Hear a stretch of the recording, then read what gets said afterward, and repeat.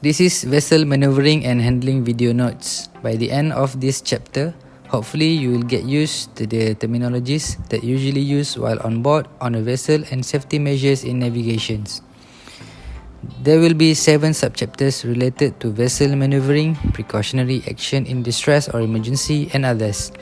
But for now, we will only focus on second subchapter, maneuvering in shallow water. When the vessel approaches the coastal area, canal, or any restricted water towards the port, then a change in water depth either gradually or abruptly will occur. Several factors of the change and ways of controlling vessels need to be acknowledged and taken care of to ensure safety throughout the operation of vessel in shallow waters. As we start discussing forces involved, keep in mind that the objective is to control the movement of vessel and not yield to the element. We may not be able to control the forces of nature, but we can often use them to our advantage, or use the forces which we do control to counteract them. To do this, the mariner must understand natural forces, predict the result of these forces on their vessel, and be able to exert their influence and experience to stay out of danger.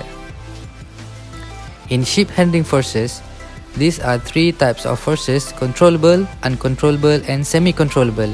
To know all of these factors in hand, it will increase confidence to maneuver and handle the vessel. For the controllable force, let's review the forces applied by propellers, rudders, and side thrusters. This is a typical image of propeller. The blade should be designed twisted at a certain angle to enable it to push the vessel forward and pull backwards when a stern is engaged. A propeller could turn either clockwise or anti-clockwise. In this example, we can see that the spinning propeller will result the movement of vessel by side force depending on the propeller design. Propeller is handled by the left hand or right hand, referring to their rotation in forward gear. This rotation makes sterns to move at one side, and it is also called as propeller walk. To know the direction of this walk, the propeller wash or prop wash should be observed to take place on which side of the vessel when a stern gear is engaged. The power exerted from that motion, or called as a kick, could also be used to turn the vessel heading direction. The propeller will generate both longitudinal and transverse forces. Twin screw ships can oppose the longitudinal force to create a twisting movement. Another thing to consider is the vessel pivot point. Pivot point is the position aboard the vessel about which the vessel rotates when turning. In ships of conventional design, the pivot point was approximately 1/3 the length of the vessel measured from forward when the ship was moving ahead. The pivot point changed when the vessel was going astern, where it's going to be the 1/3 from the vessel stern. Rudder. Rudder is the most effective when placed directly astern of the propeller in screw current when going ahead. When going astern, the discharge current is not directed against the rudder, and effectiveness is dependent entirely on the ship's sternward velocity to create flow across the rudder. At all stop, the only flow across the rudder is created by the ship's motion through the water. Screw current can be used to pump to the rudder to swing the head over. A kick ahead on the engine with the rudder over will swing the head in the direction of rudder without creating significant ahead motion. This also can be used during back and field vessel maneuver. For side thruster acting as force, we have 2 examples like bow thruster and auxiliary propulsion units. This thruster will bring added control of the bow movements at slow speeds and in light wind or current condition. The thruster is placed at the front is called as bow thruster, and at the aft is called as stern thruster. It is usually placed like this under a vessel. Tugboat is a controllable force and used to assist maneuvering by pushing or pulling the vessel in narrow channel.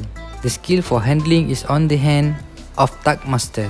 However, additional observation should be still the responsible of shipmaster over his vessel. For semi-controllable forces, it includes shallow water effects and passing effects. Squat is one of the shallow water effects. Squat makes vessel lose its stability. Bottom effects can be experienced in water depth up to 15 times the draft of a vessel, but the effect will not be significant until we are in about 2.5 times the depth of our draft. If a ship is experiencing squat, the wake will widen considerably. This effect is proportional to speed, water displacement, depth, and breadth of channel. Squat can cause vessel to strike the bottom and reduce rudder effectiveness. It also causes vessel to lose its speed.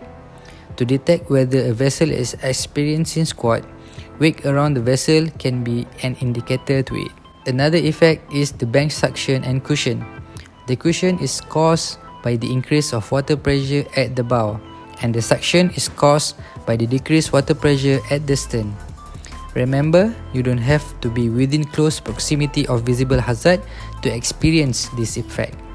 Tactical diameter, it is basically a circle or a round path for a vessel to make a turn, and the greatest diameter it should take to make a turn is a tactical diameter. It is the ability of vessel to use the hard over rudder as vessel has to travel a certain distance after a rudder angle being applied. Every vessel should have it tested in case of any circumstances that need action. It is in their knowledge instantly whether they have enough sea room to make successful turn or not. Normally, the tactical diameter measure is based on deep sea measure. Aside from rudder size, in shallow water, the tactical diameter measure should always be larger. For meeting and overtaking, the effect of wave, suction and repulsions between moving vessels should always be in consideration to avoid any danger. Things that we need to consider are such the size of vessel, its weight and length, the speed and the area of surrounding, because each of them has certain impact while we are maneuvering, especially at shallow water. Normally, every pleasure boat operator is the one who must give way to another vessel. That means the operator who has to move must take early and substantial action to avoid a collision, while the stand-on vessel must maintain course and speed. Related to overtaking, even though the occurrence, especially in restricted water, are very rare, remember every unrep starts out as an overtaking situation. This is some example of unrep procedure by US Navy.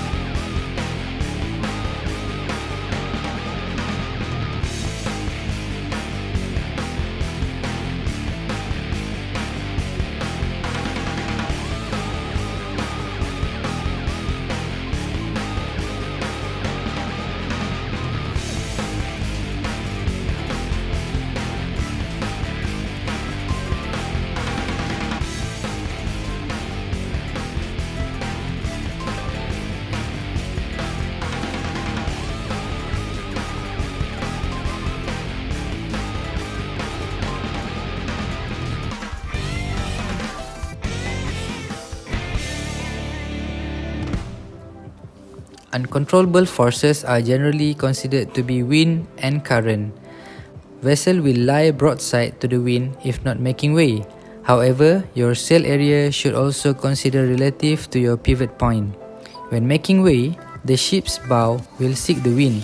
Ships normally back into the wind with regard to current. Current will uniformly affect the ship. As a rule of thumb, 30 knots of wind equates to 1 knots of current. However, it is varies dependent on sail area and draft. In order to keep sailing in our direction, our rudder should be at certain degree of angle to balance the remaining forces.